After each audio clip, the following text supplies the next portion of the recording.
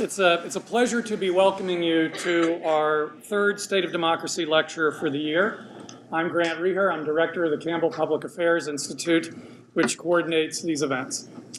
On behalf of Syracuse University, I would like to acknowledge with respect the Onondaga Nation, fire keepers of the Haudenosaunee, the indigenous people on whose ancestral lands Syracuse University now stands. I want to, in addition to welcoming everybody in the audience here, I want to also welcome those watching us on the live stream, and in particular, I want to give a shout out to our newly admitted master's students in the Maxwell School, in particular our MPA and IR students. So, yeah, congratulations. Congratulations, and I hope this will entice you to join us. Perhaps the most exciting development, I think anyway, to come out of the 2018 midterm elections is the record number of women in Congress. And almost half of the declared presidential candidates are women. These developments are good things in and of themselves, and they're important for our democracy in a number of different ways. And the panel that we've assembled for today's State of Democracy event, I think, is particularly well suited to explore those ways. I'll say more about the panelists and our format in a moment. But first, I have several heartfelt thanks that I want to issue. First, I want to thank the Dean's Office for supporting the series. And our Dean, David Van Slyke, is here with us today. His schedule is murderous. So, Dave, thanks very much for being here. We really appreciate it. We're very pleased to see you.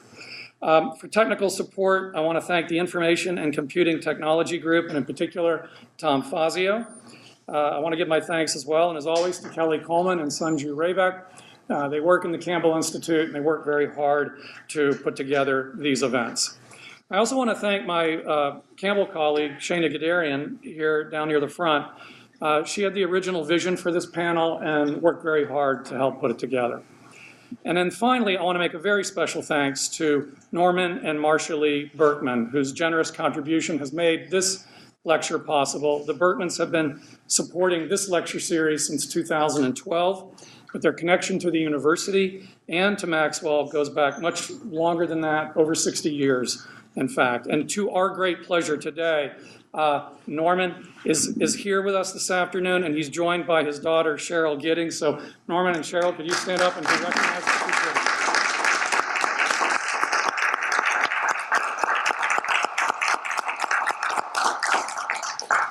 So let me just issue a few reminders for all of us. First, if you haven't already done so, please silence your smartphones.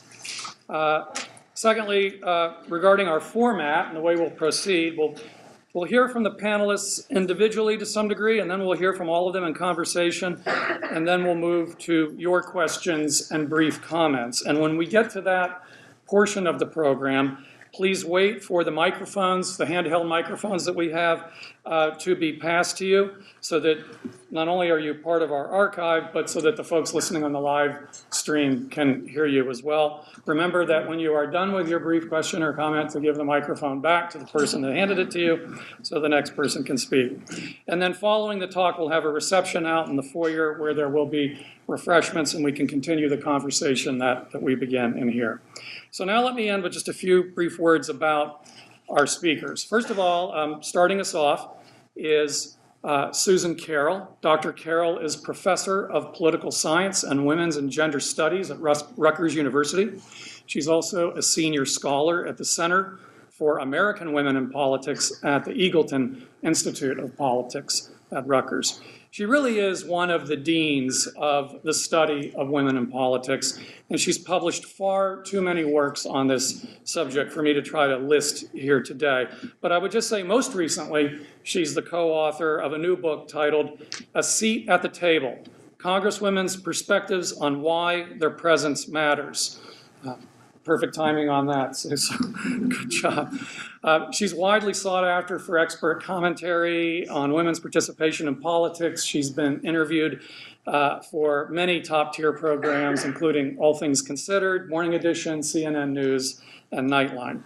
So after we hear from Professor Carroll, we'll get some reactions and comments from two of our regional political leaders, reflecting experiences that they have from both sides of the political aisle.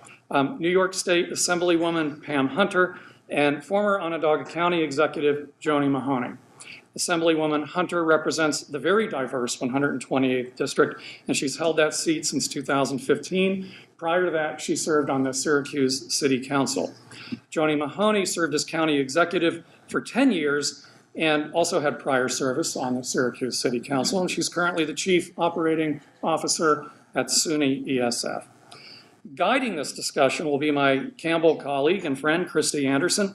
Kristi is the Chapple Family Professor of Citizenship and Democracy Emeritus, and she's a regular panelist on WCNY's Ivory Tower. She, too, is an elected official. She's a town councilor for Cazenovia. So, having said that, Professor Carroll, welcome to the Maxwell School, and the floor is yours. Thank you.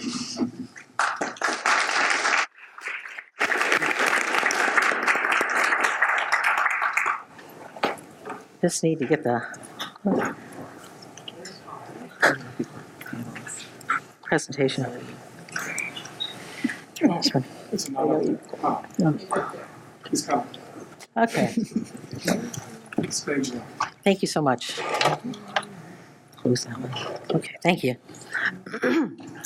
Well, I'm delighted to be here today, and I'm delighted to be here at such a momentous moment for the subject matter of women in politics. As everyone knows, this is sort of an unprecedented moment for those of us who have been following women in politics for a long time. We've seen the mobilization at the mass level with the Women's March and the Me Too movement, and we've also seen record numbers of women being elected to office, which is the topic that I'm going to focus on today. My talk is going to look at breaking records and making change. I want to talk first present some of the data and talk about the record numbers of women elected in 2018. And then I want to speculate a bit or think a little bit about what kind of changes we might expect in politics as we elect more women, as more of these women come in, and the kinds of things you might look for in their performance. I'm going to start with I'm going to be talking about Congress most of the time, but I want to say that in terms of the numbers, there were record numbers of women elected at the state level, record numbers of women who ran for office and were elected at the state level as well as in Congress. But in Congress this year, a record 127 women, as of right now, a record number of 127 women serve in the 116th Congress, and that's compared with 108 who served before the 2018 elections. 25 of these women serve in the Senate. 102 of these women serve in the House. And this graph just presents the kind of progress in percentage terms for women in Congress over time. As you can see, if you go back to the early 60s up through the early 90s, the proportion of women in Congress fluctuated around the 5% mark, or a little less than 5%.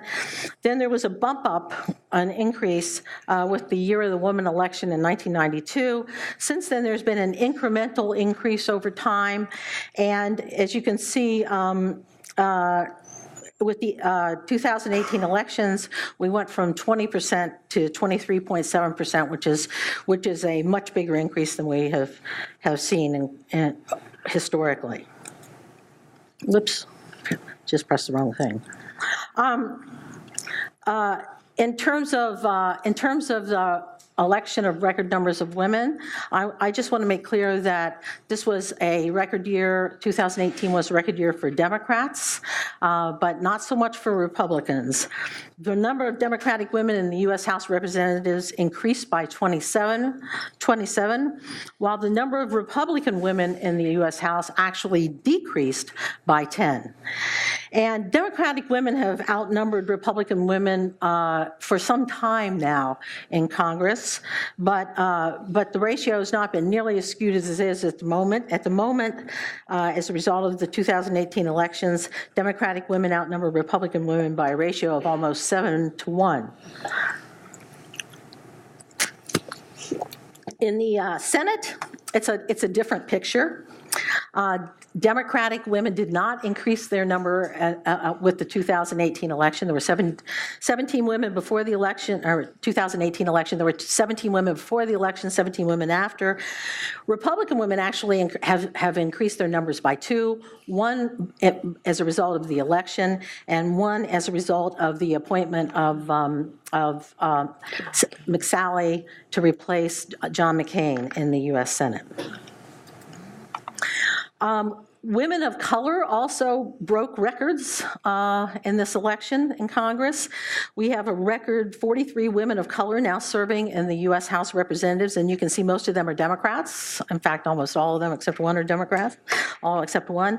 And we also, another historic aspect of this election, or a historic aspect with regard to women of color, is that we saw the election of the first 2 Muslim women and the first 2 Native American women ever elected to Congress.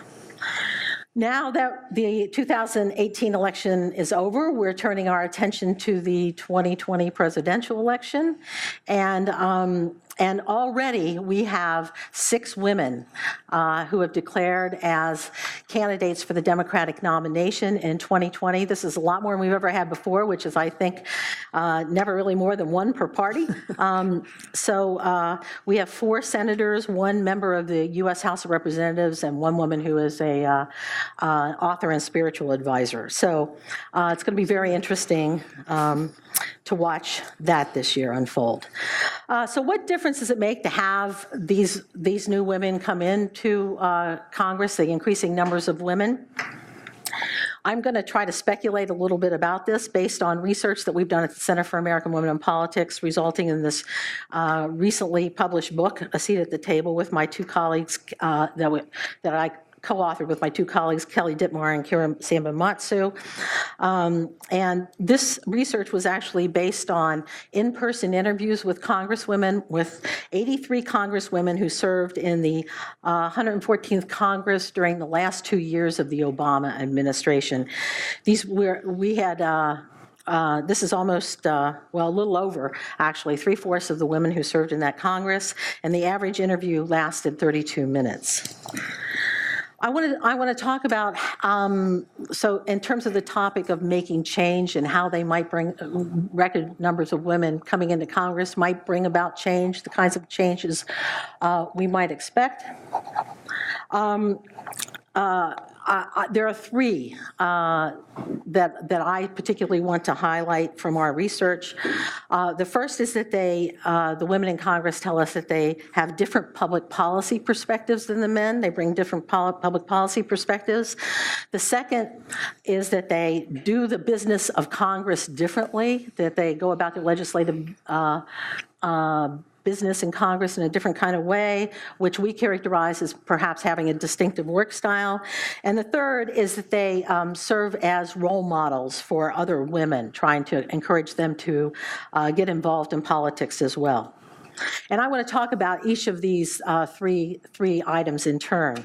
First of all, making change and through policy impact. Almost all the women we talked to talked about the fact that they see women as having different life experiences than men have, and that they think these different life experiences give them different perspectives, which they bring to the business of Congress, to legislation they consider, to any work they do within the institution. And Senator Jeanne Shaheen from New Hampshire told us, women's life experiences are different from men's. They're not better, they're not worse, but they are different. It's important for us to have people who have these experiences at the table so that we can talk about those and we can respond to the challenges that half the population in this country face. Senator Kirsten Gillibrand from the great state of New York said, "We are all very different. We all have different priorities, different interests, different areas of expertise, but there does seem to be a commonality that we do care about our families, we care about our communities. There is an interest in protecting the most vulnerable, and so there is a common ground there, and a lot of our legislation gets built from there." There are 2 things about this comment by Kirsten Gillibrand that I want to highlight and talk about for a second. The first is when she says, "We all do care about our families." What we heard over and over from these women is that the experience that they think is perhaps the most important one that they bring and that leads to them to be distinctive is their roles as caregivers in the family. They talk a lot about being moms and what being moms brings to the table. And they also talk about their caregiving roles in the community and work outside the family as well. Also important is this statement where she talks about the interest in protecting the most vulnerable. One of the things that we heard over and over from a lot of the women is that they really feel that they are in Congress, that they're there. One of their responsibilities is to, while they're there, is to look out for people who otherwise are not represented within the halls of Congress. People who are, to be, I guess you would call it a voice for the voiceless, to represent people, whether they be economically disadvantaged, whether they be disabled, whether they be gay, lesbian, bisexual, transgendered, whether they be, in some cases with Republican women, children. They talked about children a lot, and in some cases with some of the Republican women, they talked about representing the unborn in this kind of a context. We also asked the not just the African American women, but the women of color, if they had an agenda which was different from their white women colleagues, and they kind of pushed back at us on this question a bit and said they not so much had a different agenda as that they had a more expansive agenda and some different perspectives to bring to bear to the work in Congress than the white women did. So Barbara Lee reflects this in this comment. She says, okay, so we have our agenda, which is very similar to women, all women, but then on top of that, we have the unique perspective that we bring coming from the African American experience. I want to talk about one example of sort of policy example where women made some change in the 114th Congress, and this is probably my favorite example from this particular session of Congress. Not much happened in the 114th Congress because of partisan gridlock on the big issues, the ones that got all the headlines in the media. But there were a lot of smaller, less sensational perhaps, less media, worthy stories, or stories that didn't get at least the big headlines that happened, and legislation that passed regarding these things. And one of these had to do with these women who were Air Force service pilots back in World War II. And basically, they had been able to have their remains buried in Arlington Cemetery, but Arlington Cemetery is overseen by the Secretary of the Army, and the Secretary of Army realized that they were running out of space to bury people at Arlington Cemetery, and so he made an executive decision, that these women who served as service pilots in World War II could no longer be buried there. Their remains could no longer be buried there. Well, she was the representative then, now she's in the Senate, but Representative Martha McSally got word of this, heard about this, and Martha McSally was the first female fighter pilot in the Air Force to fly in combat. And she was quite outraged at this decision, and she approached her colleague in the Senate, Joanie Ernst, who was not a fighter pilot, but who was a veteran, who had been in the military. And together, they got together and they sponsored legislation in Congress to overturn this decision by the Secretary of the Army. They were successful in doing so. They enlisted some of their Democratic women colleagues to help in this effort. And in a bipartisan effort, they were able to get legislation passed so that the remains of these women service pilots, there aren't a lot of them left, but the ones who are left can now have their remains buried in Arlington Cemetery. Okay, in terms of the second way that we might look for women to make a difference in Congress, I want to talk about their work style and what these women we interviewed in the 114th Congress had to say about the work style of the women. And in interview after interview, almost every woman we interviewed, and at one point or another in the interview, said something related to the fact that they felt that women were different than men in the way they approached their work, that they were motivated differently, that they were more results-oriented and less concerned about getting credit for their work or getting the media headlines. Kirsten Gillibrand, again, said, we are often less concerned with credit, less concerned with partisan politics, less concerned with ideology, and more focused on how you get something done in solving a problem. Similarly, Senator Tammy Baldwin from Wisconsin said, more women go into politics to get something done, to solve a problem, to fix something than men do. Very few of my female colleagues got into politics because they just wanted to be a U.S. Senator. We're not there for the power of politics. So these women really see themselves as more oriented than men are towards problem solving in their work in Congress. They also see themselves, many of them, as more collaborative in the way they go about their work. This is reflected by the statement by Senator Susan Collins, who says, I think women tend to be more collaborative, but I want to dispel the notion that somehow we think alike or that we share the same political views. Just as the men in the Senate span the ideological spectrum, so do the women. But I do believe the style of the women senators is more collaborative. Well, does more collaborative mean that they're more bipartisan? That's an interesting question, I think. And while some of the women did not think women were more bipartisan than men were, that the two genders were equally likely to try to work across the aisle or to not try to work across the aisle. A majority of the women actually argued that, in fact, women were more bipartisan in their approach, more likely to work across the aisle.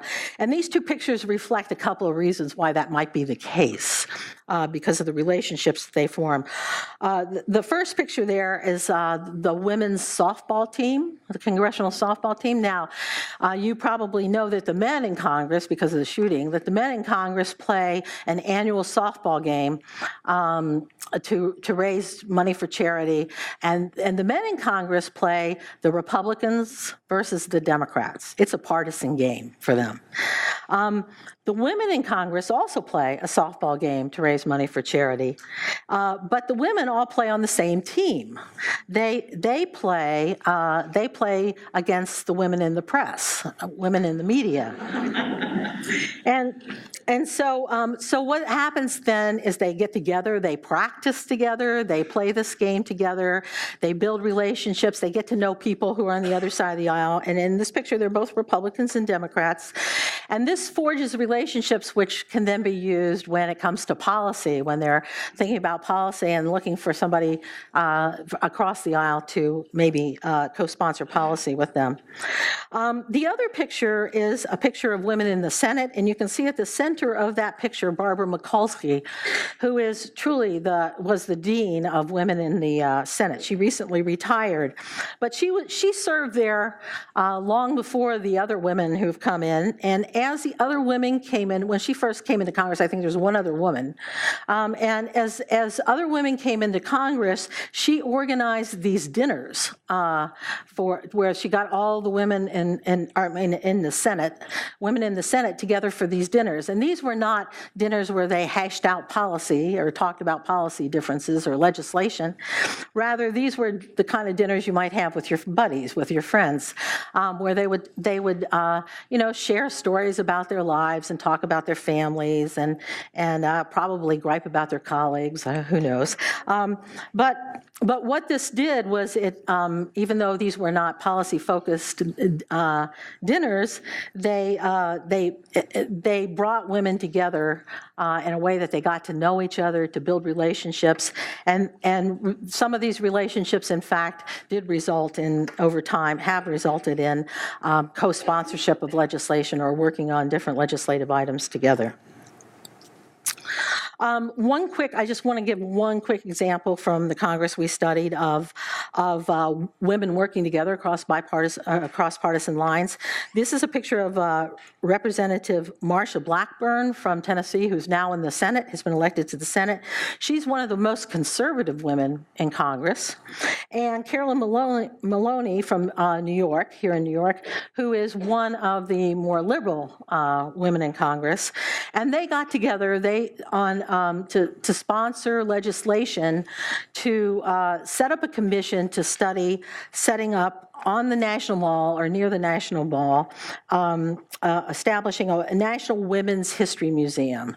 And they were successful in getting this legislation through Congress. The commission was set up.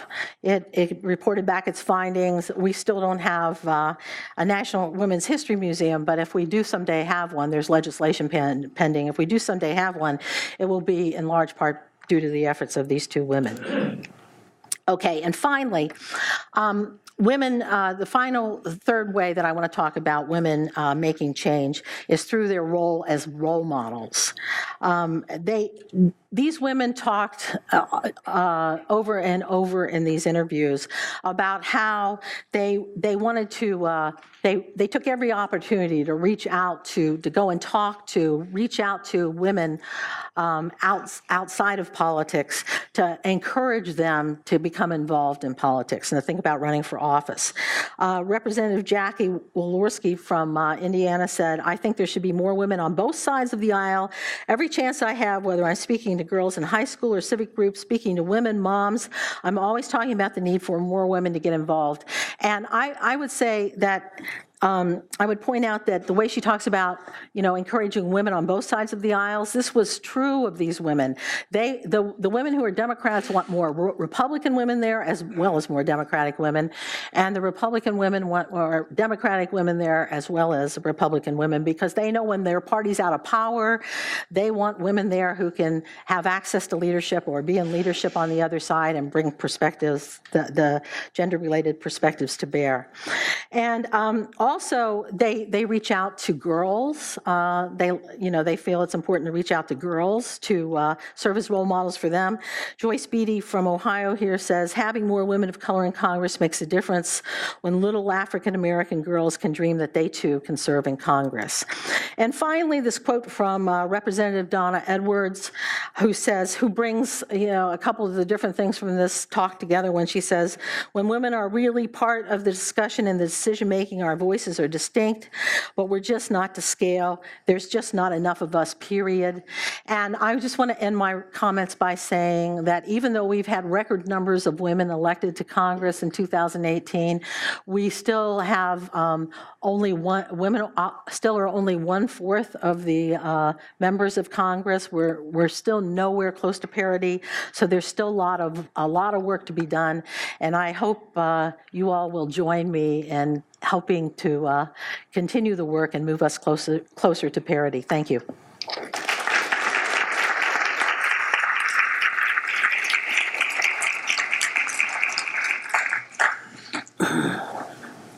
Okay, now what happens?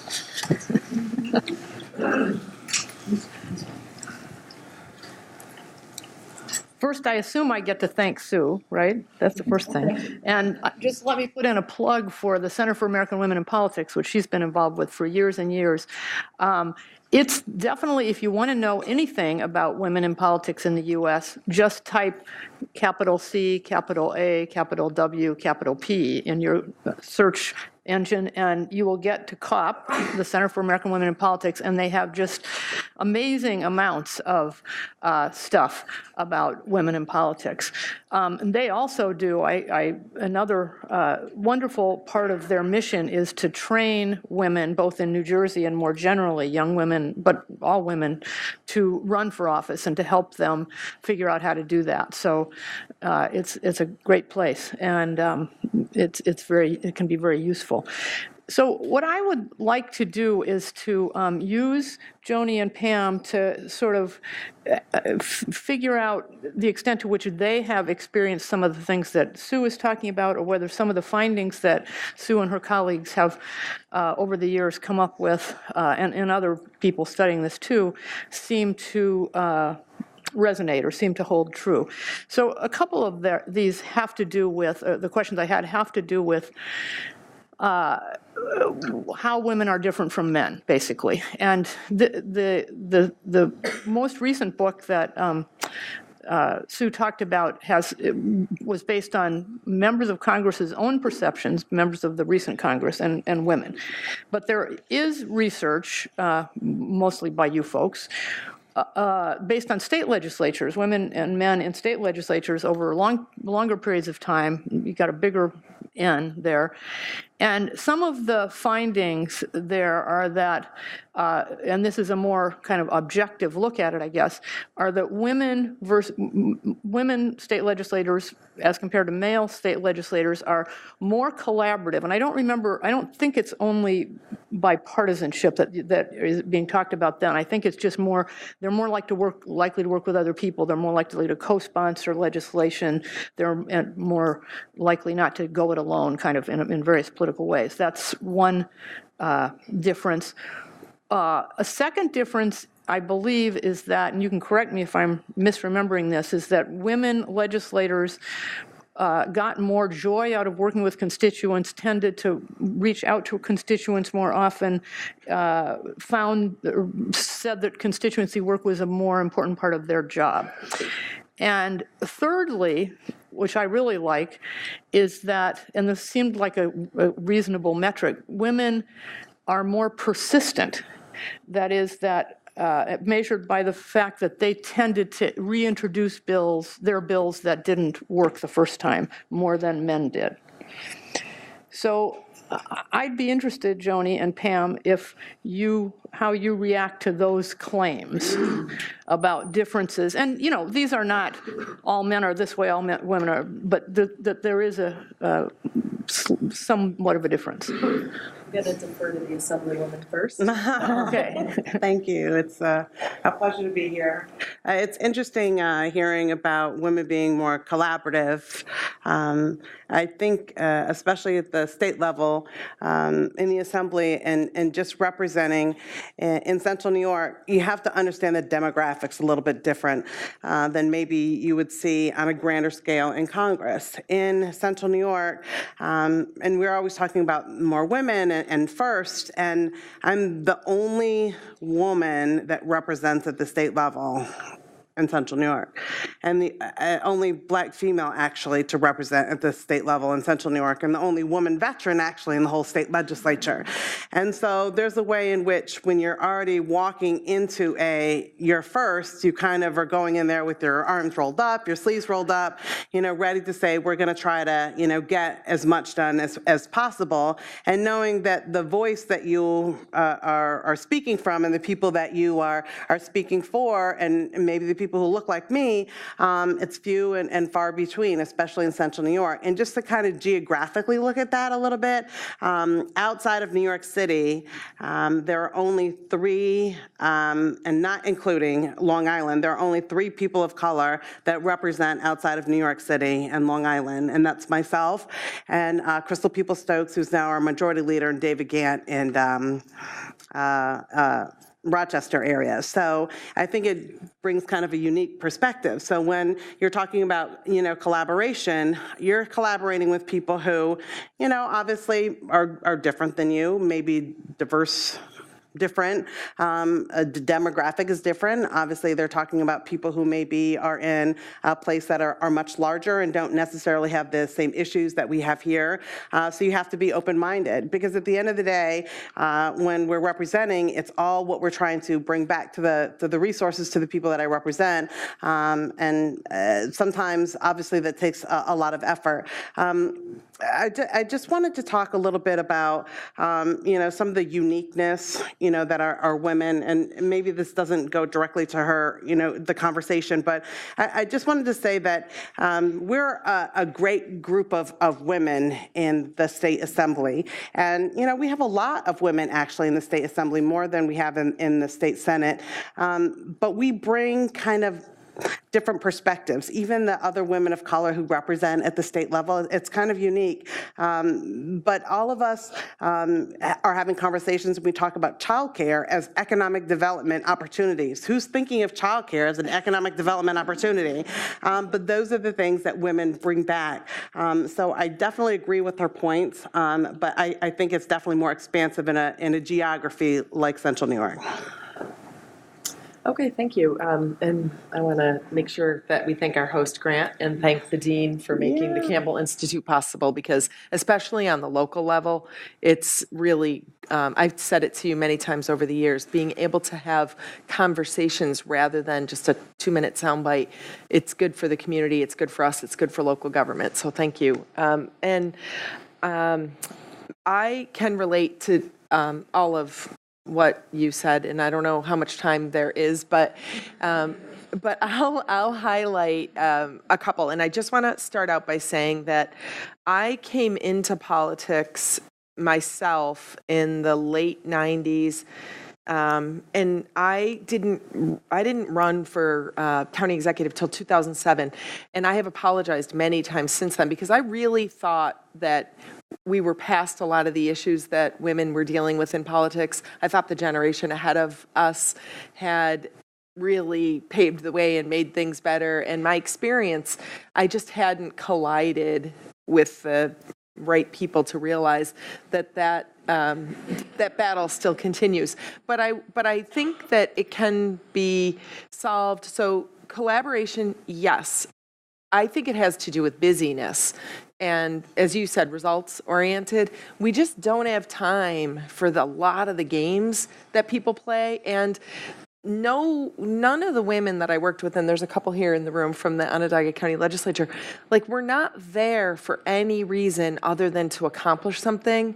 And there's a lot of other people there in the category of men that that the whole thing seems like a game to them. It's a social club, and just scoring points and making sure the other team doesn't get, we just didn't, we didn't always agree on things, but we didn't disagree simply because it was the wrong team or whatever. You know what I mean? So I do think it's collaborative. I don't know if it's necessarily our personalities or a factor of our busyness. We're there to get something done, and we have way too much going on in our lives. And I think data will bear out the fact that our days are busier still. So that might be a factor to it. I think that the gerrymandering is a big factor, because there are so many races that are decided before Election Day that there is no rewarding camaraderie and collaboration. And I think we kind of look past it, but it's real. And if you're going to have to pass a purity test in a primary in your district and it is red or blue, then you're not going to be rewarded for finding ways to work across the aisle with each other. So I think that that could go a long way toward making the situation better. But then the other thing is, it's another big part of this is what you said about just the parity. We need more women. It will solve a lot of the issues. Men really stick together, and they don't always seem like it, but when it comes down to it, there's a certain stick-to-itiveness that if there's something really important that they don't want you to break into, they can kind of coalesce. There was something I was going to say on that specifically, but now I lost it. But if it comes back, I will interrupt. Oh, no, I know what I was going to say. It's still true. Even people with good intentions. We're not even talking about, there's bad guys, but then there's really good guys who I'll be in meetings with that will be talking about promotion or, because I had a job where we had to hire a lot of people, and you'll still hear from really good people, that person's difficult, they're inevitably talking about a woman, or that person is, they tell you like it is, and strong leader, and they're inevitably talking about a man, we've heard it 1,000 times, but it's still true to this day, and just by virtue of having more women in the room, it'll make it better. One thing that reminds me of is this notion of a critical mass. And I want to ask Sue I know that people have actually tried to figure that out, that whether it's in a corporation or leadership group, certainly in legislatures, there is a point at which women seize power, and it's not 51% necessarily. It can be a smaller portion, but it's somehow that you feel supported, that you, so thinking about that and thinking about, I completely understand what you're saying, but you're saying it about a body which is primarily male, right? Right. And how many more women would you have had to have before a switch was switched, where it wouldn't have happened? Well, I would say there needs to be at least one woman in every room. Yes. And we're not even there at yet. least. We're not even there yet, but I would defer to Sue for what the answer is about isn't it 30% or something like that? I don't think there's really a number. I know, but make it up. A lot of research has looked at this, and sort of a lot of scholars have moved away from the notion of critical mass. I think because it seems to vary so much depending on the context. But it's clear there still are a lot of situations where I would say maybe two. Okay. Having two would help. I mean, there still are committees. There still are committees in Congress, subcommittees in Congress, where there's only, say, one woman on the subcommittee, or at least there was in the Congress we studied. Maybe it's a little better now, but so it helps to at least have a couple, there, and obviously, just for the support, so that when someone, because there is a lot of research that isn't by political scientists that shows. And all women have kind of experienced this, where the woman in the room makes a comment and makes a suggestion, and then everybody kind of ignores it and goes on, and then 5 minutes later, a man makes the same suggestion, and everybody says, "Oh, wow, that's a great idea." And the virtue of having another woman there is the woman can then be the second person, right? Be the second person and say, I agree with what. Joan or Molly or whoever over here said, and call attention to it. So I think it's very important to have certainly move beyond the token status. Another question I have for Pam and Joanie is about the role model effect and sort of getting women to run for office.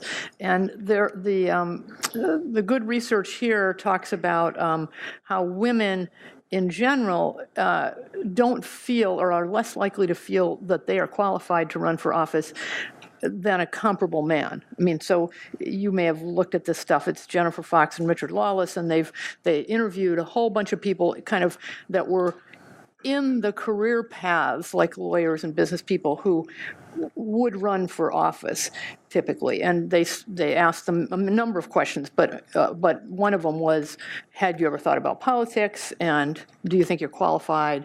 And the results are that there's a big difference between men and women. Men and women who are equally qualified are very differently thinking about whether they might have a political career and whether they're qualified. And women also get much less as they're growing up, suggestions or, by parents or others that this might be a career for them. So what can be done by people like you all who are role models to stop that process, to switch that, to make it as equally as plausible for young women to think about political careers as men, as equally, and that women realize that they can enjoy being in politics? I think the times actually have changed. I think that we, as were making mention in the presentation, that there's definitely been more women who've run than ever before. But if you look at even locally, I'm proud to say, in Onondaga County, within our own Democratic committee structure, we have more women running for our county legislature now than we have ever had before. And I think it's a lot of it, especially in the past couple of years, have come from the Me Too movement. A lot of it has come from seeing people who actually look like you, who are in your community, that they say, oh, I can do that as well. If you see it on the national stage, I think definitely with President Obama, you saw somebody who was a person of color who, I can do this. If he can do it, then other people can do things too. You obviously saw, the women who are running for president. You have Kamala Harris up there. I think that younger people now know that they can do it, not think that maybe somebody along the way may, tap me on the shoulder. I think what really needs to be focused on is that people who are at a socioeconomic level, who they think even having a stable house is out of their reach, that something like being an elected official is something they can do. And it's definitely incumbent upon myself and all others to lift them up, because that's something that they absolutely need to feel, but they can do it. They can. I think that there's this notion that you have to be a lawyer, or you have to be a bank president, or you have to be a whatever it is that people think that somebody's job was supposed to have been. But we've seen that you can be a waitress or a bartender, or you could have been, owning a not-for-profit or home entrepreneur or a housewife and said, I feel like I want to serve today because I have something to contribute to the community.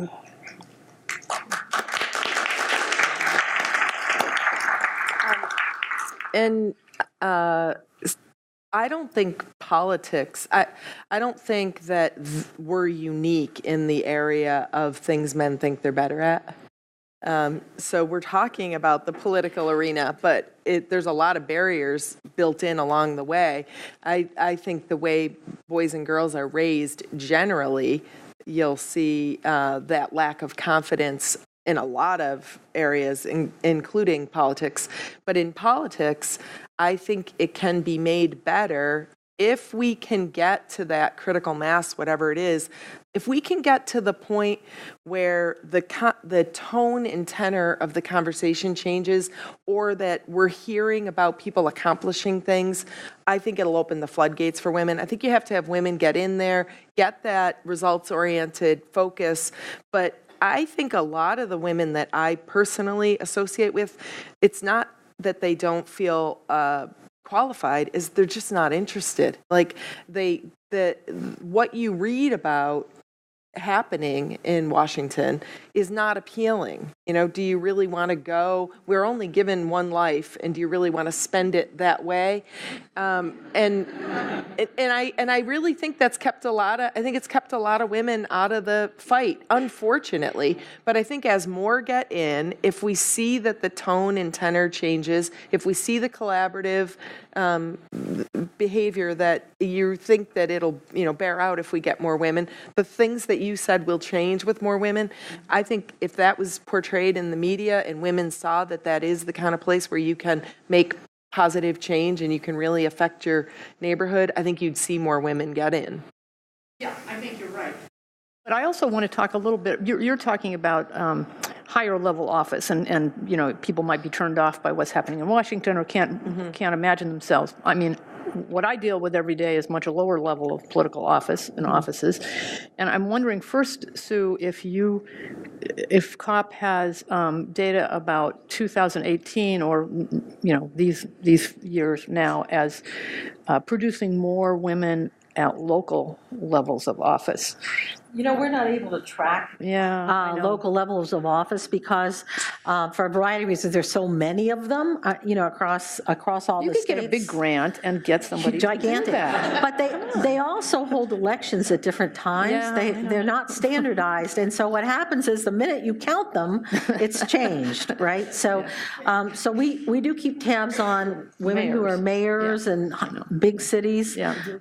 But we've sort of given up on the notion that, you can try to track, I mean, I wish somebody would, but it's probably not going to be us. I mean, trying to track people at the local level. one of the things that happened after 2016 was this resistance movement, starting with the Women's March and so on, and which was powered not entirely, but largely by women, I think is, and looking at through my local lens, one of the things that's done is to push a lot more women into Democratic Party politics and into running potentially for local office and into paying more attention to local, county, central New York politics. And I don't think that's something that, I know that a couple of scholars, Theda Scotchpole and Laura Putnam, are writing things about this. I don't know how data-based it is, but I really am looking forward to seeing some of those outcomes as we move forward, because I think that this experience of the last couple of years has maybe started to overcome some of the things that you're talking about, Joanie, that I couldn't get involved. Yes, I can with all my friends, and we're going to Seneca Falls, and we're marching, and then the next thing to do is we're voting this person out of office or that person into office, and the next thing, I might run for office, Oh, and I've seen a lot more what I would call regular people Right. getting involved because of the 2016 experience. I think that Billy Bush tape that people heard was, it was just so, it doesn't matter what your political bent is. That was just so incredibly offensive that it fired a lot of people up. Yeah. Are we to the time, how are we doing? Or if you want me, we can open it up to questions now. Let's see if I had any particular. I just wanted to say one thing to Sue, which is not a criticism, but I liked the women's softball team, and you were sort of attributing collaborativeness to women because they weren't playing Republicans versus Democrats, but isn't it the case that there just wasn't enough of them to play with? There you go. Yes, you got a good point. Thank you. Unfortunately, so we might like them to have so many, whatever. Okay. They still will play on the same They still will team. play against the press. Okay, that's just fine. I guess I'd put it to you two. Do you have anything that we haven't talked about that you'd like to mention or bring up before we Well, I'm throw it to the interested audience? in everyone's questions, and but I would just say that my wish would be that people pay attention and that they make informed decisions when they go to vote and get involved. I can't tell you how many times I've spoken to groups and I've listened to complaints about the way things are, and I've said, well, I have this impression that you're all home with a glass of wine on your patio talking about how bad it is, but like get in. And I personally am willing to help. I think that there's just a simple mechanics of how you get your name on the ballot that keeps a lot of people out. But, call on me. I'm happy to help because I think the more people that we get involved, the better that we will all be. So I don't know if you have anything. I just wanted to say, I think that the way the whole political government structure was set up, it wasn't set up for us women. It wasn't set up. I mean, even just having the notion that the meetings are scheduled in the middle of the day. Who has time to go to a meeting in the middle of the day? If you are a part-time legislator, just say on the county ledge or even on the city council in the city of Syracuse, not even thinking about the state legislature or a Congress, you have to be self-employed. You have to have an employer that would say, yes, you can leave, work in the middle of the day, maybe be a lawyer. So it's not conducive for working women, obviously, as we're sitting here talking about women, to say, yes, I can be that too, if knowing that the structure was not set up for working women or women because you were home taking care of the kids. You didn't have time to come home and, leave to go, for a meeting in the middle of the day. And I think those kinds of institutional, the way that it was founded, if we could change that, you would definitely get more people who would be interested in participating. If you're going to choose something that doesn't pay necessarily a living wage and say, I'm going to stop everything else I'm going to do because I need to come to this meeting once every other Wednesday, Monday, or whatnot, compared to, I do want to be a part of what's going on. How can I do that? And unless they do it in the evening, I can't participate. And I think that the structure needs to change. Can I just add to that and say I totally agree with what Pam's saying. But when I did throw my hat in the ring and said that I wanted to run, I was met with, well, how can you possibly do that? You have little kids. And we don't do that to men. We don't ask them who's going to take care of their kids. So I agree with Pam that we need to change the structure. But I also think that plays into the whole, we can't do it because we have other obligations. Well, thank you very much.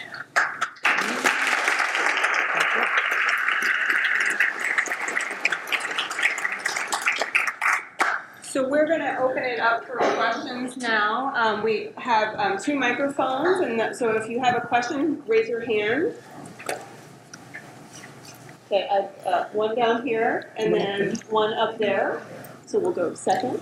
So please just wait till the microphone gets to you to ask a question. Thank you. So I want to ask Carroll, I think, first, and then the others.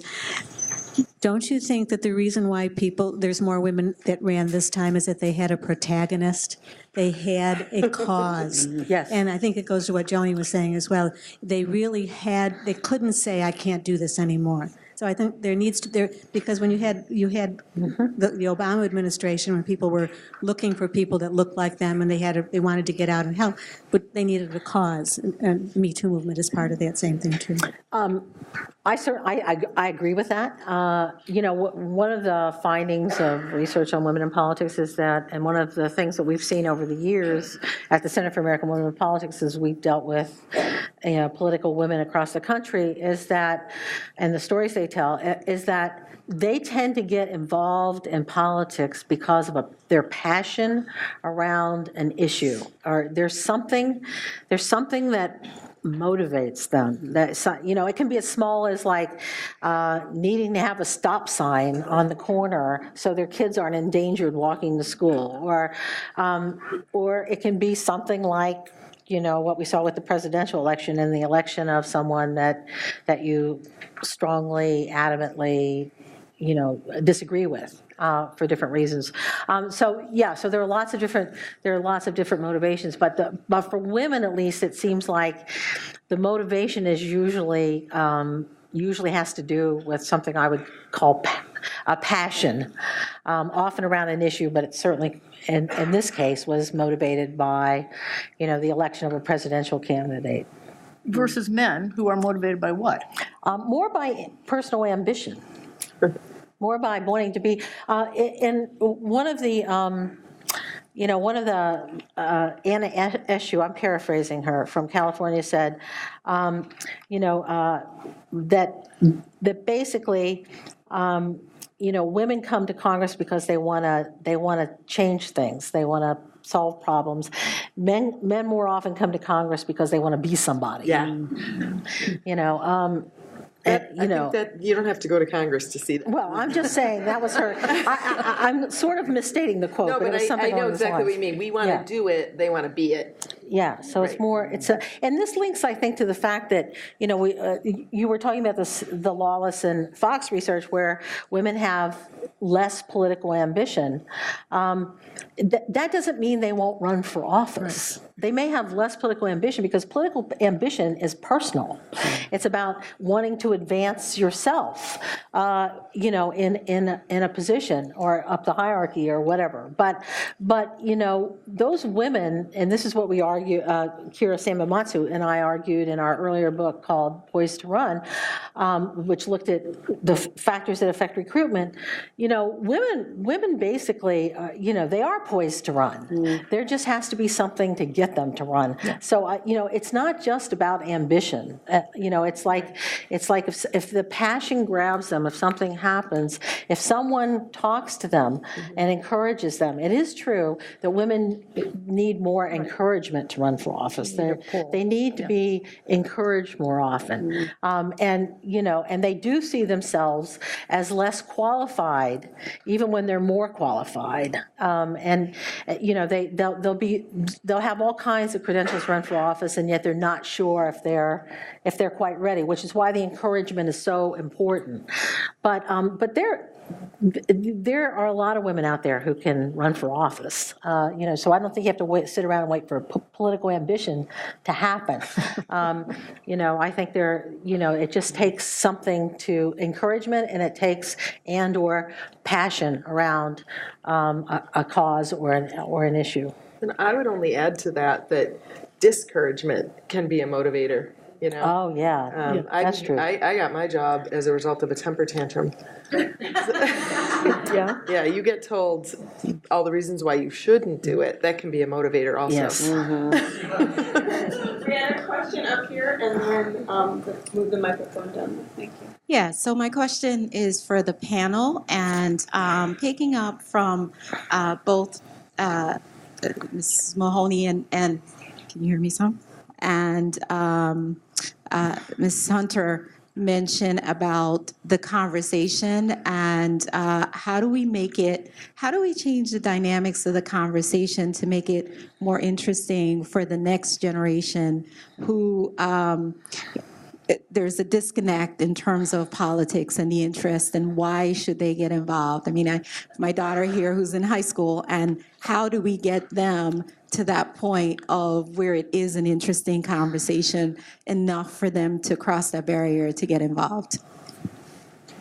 We would probably both agree electing an independent in Ben Walsh as the mayor of the city of Syracuse is a giant step forward, because a lot of the partisan politics are what turn people off. But when people see they can get elected outside of that two-party system, I think it sends a message to maybe what I keep calling regular people.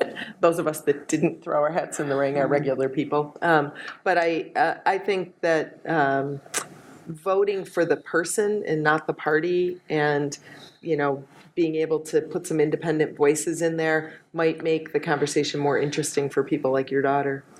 If I can add something, there's an article in the Washington Post today by two political scientists who found that they interviewed adolescent girls and boys in 2016 and 2018, I think, and found one of the things they asked was, did you read this? Any of you read this?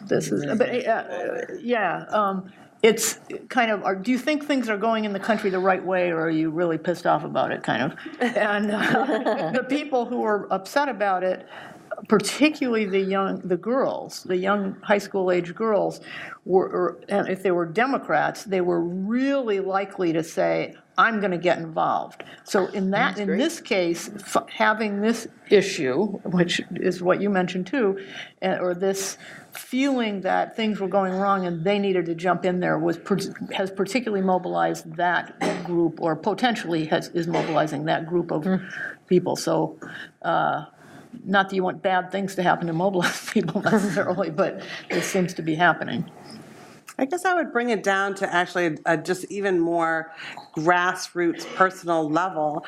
I talk to lots of young people that I'm driven, to talk with them, because the decisions I make on an everyday basis is for them. It's not for me, it's for the future. And so when I talk to young people, I say, is clean air important to you? Is clean water important to you? Is student loan debt important to you? Is owning a home important to you? And if any of those things are important, well, we make those decisions. We create laws that impact the future. And so if there be ever an issue, maybe it doesn't have to be an overall, I want to be involved. It could be a specific, I want to make sure we have clean air in the future. And that's a reason to jump in. And sometimes it goes through advocacy first and then, political office, and it doesn't have to be in that way. But I go right to the issues. What is important to you? Is education important to you? Is the environment important to you? Because something's important to everyone. Is technology important to you? Do you want to make sure that we have the most up-to-date technology, possible? Well, we make those decisions. So I think, having young people know that we're making decisions for you. If you don't like the decisions that we're making for you, you better get involved now because you're the next generation. It's for you. Good point. So my question is how unique the 2018 elections were. Maybe the same pattern will repeat itself for 2020. But just clearly, there is this anger that women feel. So part of that is this, Billy Bush tape effect or Trump effect or how you might just call it. Because there are sort of structural issues, and I think Joanie Mahoney sort of mentioned this, that women generally are less interested in politics. Mm-hmm. And so we find this not only in the US, we just find it we find the same effect in other advanced sort of democracies, but they elect more women because this also just ties into another thing that you mentioned, that the primaries reward extreme people. Yep. And you tied this sort of together to say that women are put off by this sort of extreme thing. And so there's data to suggest that women don't like extreme things, but the uniqueness of 2018 sort of election was that women became the extreme position, right? That, in a sense, for Democrats, a female candidate was more trustworthy because there's also Me Too movement, just all the things are happening. Mm-hmm. And suddenly there's a situation where you go to primaries and, a woman, you can believe this woman to be a stronger, more extreme voice against the status quo. And I think that's why we're just seeing a lot more female presidential candidates too. So my question is, how long will this effect last while the structural aspects of the American politics are not changing? So I just want to sort of hear you just comment on this. Well, I thought that was a great question, but I would defer to the expert over here. Oh, I was afraid of that. Are there cycles that we should be? Well, I think it's too early to tell. I just don't know the answer to the question because it may well be that we're experiencing a sea change and that these women have now gone in and and they'll motivate other women and things will keep building. On the other hand, we may just go back. So I'm hoping that at a minimum this is a new normal. That we've got more women in office now, so our baseline has gone up. And we're at least able to maintain that baseline and build on it moving forward. We're probably not going to have something like, something quite as motivating as what we saw in following the 2016 election. And you're right about all the structural problems that still remain. I mean, none of that has changed. So that's all in the background. But to me, the verdict's just out. We'll just have to stay tuned. We will see. Although I would say that some of the structural things may change, with more resistance to gerrymandering, which is what you were arguing, and, trying to create better districts and to encourage people to vote rather than suppress voting and so on and so forth. So slowly. That's an optimistic. I'd just like to add, it's interesting because since the election in November and, kind of switching my hat because I am the chair of the Democratic Party in Onondaga County, I have seen, and it's anecdotal, I'm not a statistician, but I've seen just even the drop in social media has gone down since after we got the House, we could take a breath, because people have been fighting for like a year and a half. And so I feel like that there's a way in which people are like, okay, let me just get a little room to breathe here. And that is slightly concerning because obviously we have local elections, this year in 2019, where we could, we have a huge amount of women who are running, and we need to be cognizant of that, but we're not focusing on today and now and issues and that relate to people locally. Who's going to be the next president? We're already talking about 2020 when we have, things that are relating to now. So it's a little concerning. I was with a consultant earlier today and I asked just, kind of what happened in that public advocate race that happened in New York City. Obviously they had a public advocate race in New York City. What was the voter turnout? Well, super special election. And we're talking about a city that has 9 million people, 10 million people, 8%. That is concerning. Yeah. Question over here. I'll just confess that I'm a man in local politics before I ask a question.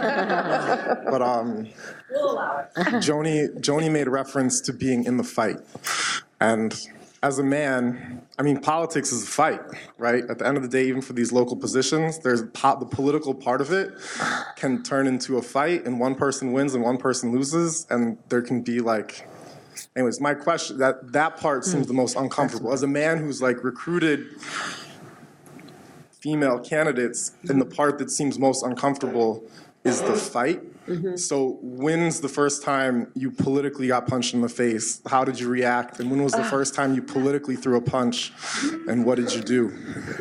That is a very good question. And I have experts here. I don't know. Travis ran my campaign in 2005. I don't think I took punches and threw punches very much in that. I would say that, look at him, he's like, man, she did.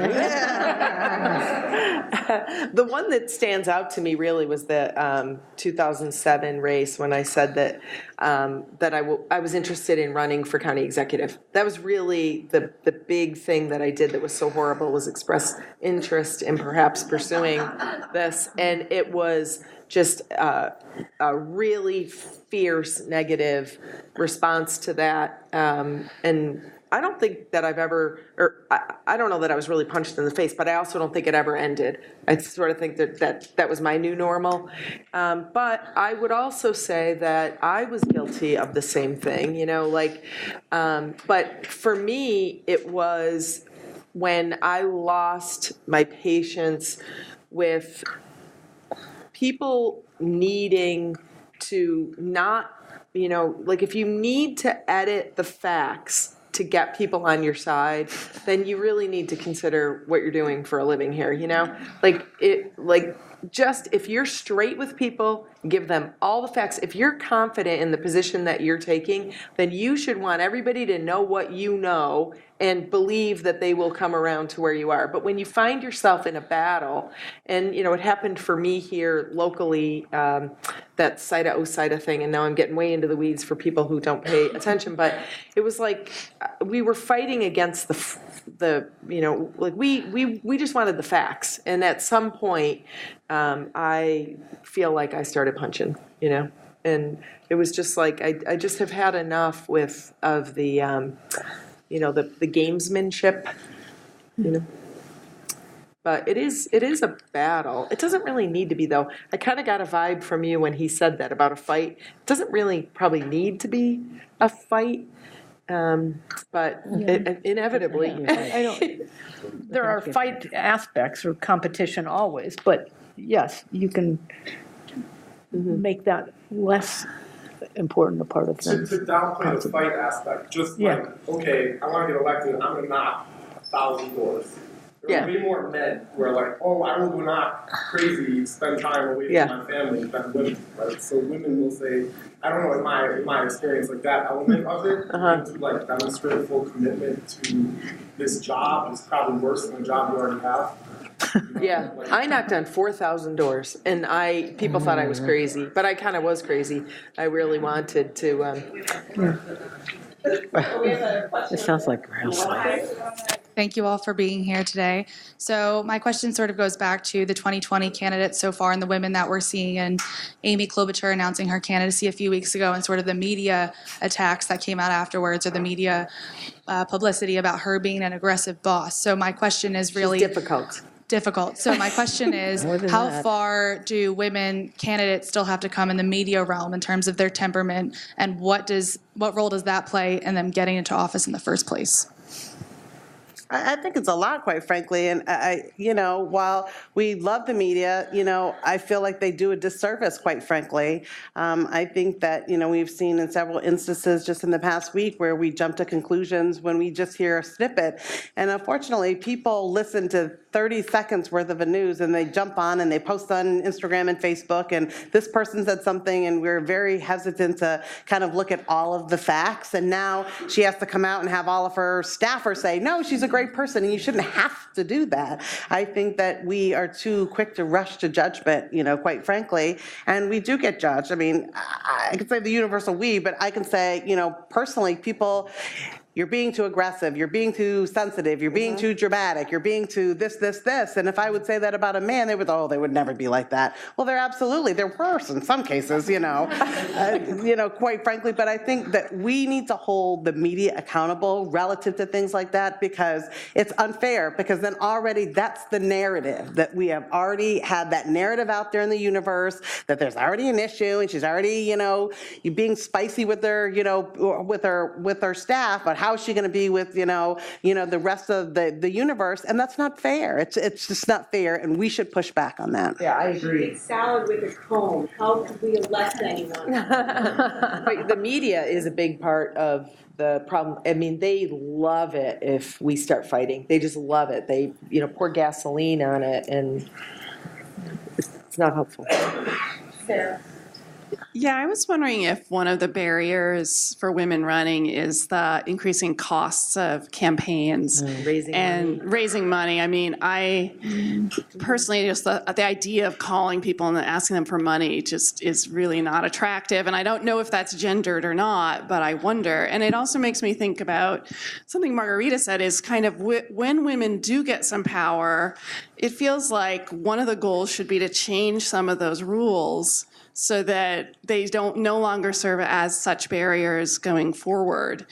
So that our agenda should include policies that kind of start to change those structures. Otherwise, we're just spinning our wheels and we go up and down, and it's just based on who's the crazy man in the White House, right? I don't want that to be the reason why there's more women, is because there's a crazy person in the White House. Because hopefully there won't always be a crazy person in the White House. Yeah, I think that's a really good point, because I don't really know that it's on the agendas of this new freshman class of women to change things like gerrymandering and sure, it the is structure. Of the Democrats, yeah, and public financing potentially, yeah. I think one of the things, obviously as a person who has to raise money, it's almost like you have to switch your hat around and get yourself together as you pick up the phone and, you're getting ready to make that call. It was like, what are you raising money for? And a reporter asked me one day, what is all this money for? What do you need all this money for? I'm like, well, those nice glossy postcards that come to your house, they cost a lot of money. And those wonderful commercials everyone sees on TV, those are super expensive. They're like Super Bowl priced commercials. And it's unfortunate because that's how modern day campaigns are now. It's literature at your mailbox every other day. So you're like, I walk straight from my mailbox right to the recycling bin. And it doesn't even get to the house. And that's exactly, thousands of dollars that it costs. But I find that, for the folks who can't raise maybe as much as others, and we've seen that especially in the Westchester County exec race where, the Republican had $1.5 million more dollars than the Democrat, it was boots on the ground that won that race. And I think that foot power, if you're not wearing your shoes out, if you're not exhausted by the time you go home every night, then you're not working hard enough. I think quite honestly that you can combat some of that costly things like TV and print if you have a mechanism to get out there and knock on a bunch of doors and see as many people as possible. Okay, we have time for 2 more questions. So we have, we're going to start over there and then we'll end with you. Okay. Hello. What advice would you have for women going into politics, or even just the workforce, that is unique to any advice that you would have for men going into the workforce or politics? Go ahead. You want to start? What advice, you're asking what advice would we have that would be unique for women and not the advice we would give men? Especially about feeling happy. Be nice, comb your hair, wear a dress. That is tough. What advice would I give? I would just, well, first of all, my advice would be to please get involved in politics. And I would say it's not all bad. We've kind of been focusing on some of the issues, but there's something really rewarding about being out in your community and somebody saying they are having some issue with something that is like bureaucratic and a morass, and like you can solve it for them. You know, I'm sure Pam and I and others in this room have been approached by people whose family members are suffering from the opioid addiction. You're in a position to actually help people, and it is really rewarding. So I would encourage people to do it. But as far as women, just stand your ground, like, and encourage your friends to get involved. There are a lot of good guys in the world, and even some of the good guys, and I have a couple of them that I'm thinking of, but I mean, they just don't have the same perspective that we have, so there's real value in having women's voices. I would say, and universally, I guess I would, tell anybody this, but for women candidates, I would say you need to read and be prepared, because there have been many times I've been in the room and people would say to me, gosh, you really know what you're talking about. I'm like, the information is right there in front of you, and most people won't read the information that's presented to them, and I would say that is right there. You'll be at the top of the list if you read. It's what you need is out there for you. And, sometimes people feel uncomfortable, women feel uncomfortable, we don't know enough. But let me tell you, in a room, if you read and you be prepared, and you're sitting there at committee and people are kind of flipping through and they don't really know, and you start asking questions and all of a sudden they're sitting up, the ties, they're adjusting, all of a sudden it's like, wait a minute, she's asking real legitimate questions. Be prepared. Good advice. Good advice. Oh my God. Good advice. I know many women who are involved in community action. I'm a community activist myself, and a lot of people who want to get things done are working on climate change or local education and issues like that. But I think there are two obstacles to running for office for many women. One of them we finally touched on, raising money. Women who want to solve problems don't necessarily want to go out and raise money. That's a distraction. The second one, I think, is social or cultural. Men are ambitious, women are pushy. It's a perception in our society, and a lot of women who may want to solve problems don't necessarily want to get into politics, for that reason. So I wondered about your experience, especially about the social and cultural aspect of being a woman running for office.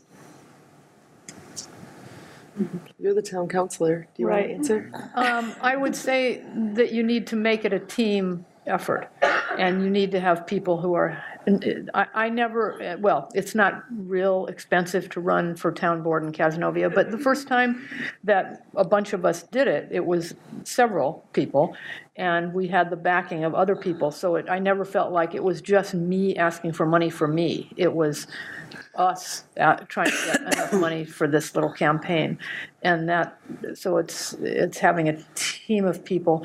At the national level, women are now equally able to raise funds as men. For Democratic women, Emily's list has been particularly important, and I think that's true, right? That it's a great equalizer. That women have ceased to have a disadvantage if they're running for Congress, just taken as a whole. We're not trained in self-promotion. That's absolutely correct. Yes. I think that's a barrier. Yeah. No, I think that's right. I agree. And, if you asked me 20 years ago, would I like to read articles in the paper that I'm, pushy, to use your word? No. But, it does come with the territory. And I agree with you that it's probably a barrier for a lot of people. But there is a lot about being involved. And as Pam said, do you want clean water? Do you want clean air? Education. Like, there's something really rewarding about having a voice. So you kind of have to take the good with the bad until things change. This is something I've actually learned from my students, which is embrace the pejorative in a sense. So would I say, yes. So get yourself a bunch of T-shirts that say pushy broad for comment or for whatever. And, I mean, that's what the younger folks would do. Yeah. And just, don't let them use it against you, but take it and revalue it. What is the alternative of working on community issues without running for office? Yeah. It's a very important role. You need the inside and you need the outside. And women can be much more effective on the inside if they have people on the outside who are holding them accountable and pushing them to do things. And people on the outside really can't bring about change without the people on the inside. You need allies across that barrier of the inside and the outside. You had said something, I just wanted to just add, you had said something about, culturally, and I think just to add, I have been at several times, and I think that goes by stereotypes where you're just being an angry black woman. Well, I am angry, and I got a lot of things to be angry about. And it's like, if that makes you uncomfortable, that means there's something for us to talk about. And I think that always leaves room. If you're not uncomfortable with me being angry and black, then that's a whole different other problem. So I think that you have to embrace that stereotype. But I definitely thank you for your service, in the community, because there are far more community activists and citizens who have their boots on the ground, who are helping, and you lift me up. You lift us up, because without the work that you're doing and a lot of the other advocates that are doing, you're the ones who are knocking on our doors and saying, don't forget about this. Yeah. You remind us of what's important, so thank you. You do all the time. Absolutely. Thank you. Wonderful. I'm going to ask everyone to continue these wonderful conversations at our reception and join me in thanking our panelists.